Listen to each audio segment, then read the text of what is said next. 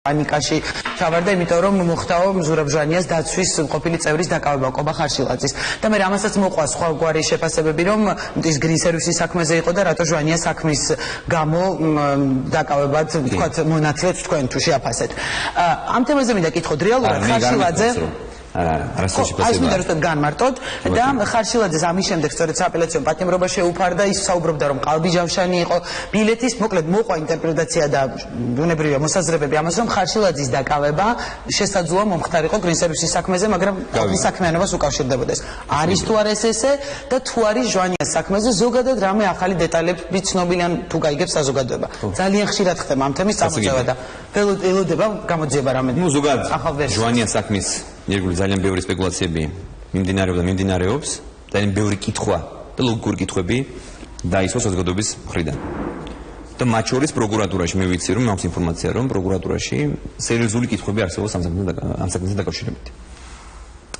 რაც შეეხება ჩემს განცხადებას, მე მინდა რომ განმარტო, მე ვთქვი რომ აბსოლუტურად გაუგებარი იყო და ახაც მინდა რომ გავიმეორო.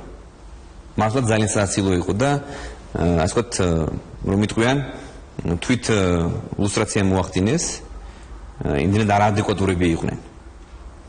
იგივე ხარშილაძის დაკავებასთან დაკავშირებით. მე ვთქვი, რომ ეს ადამიანი დაკავებული არის სხვა საქმეზე, მაგრამ გაუგებარი იყო მათი რეაქცია. რატომ ანერული, რატომ ჩავარდნენ პანიკაში? ეს არის გასარკვევი. ზოგადად ახლა ჟვანიას ირგვლივ გამოძიება ასე ვთქვათ, გადაიხედება.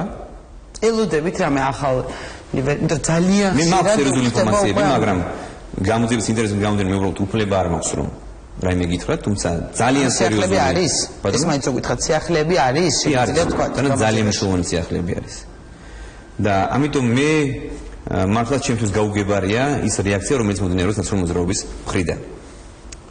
დავილოთ გამოძიებას. მე მინდა დავარწმუნო ნაციონალური მოძრაობა, რომ ყველაფერი გაერკვევა.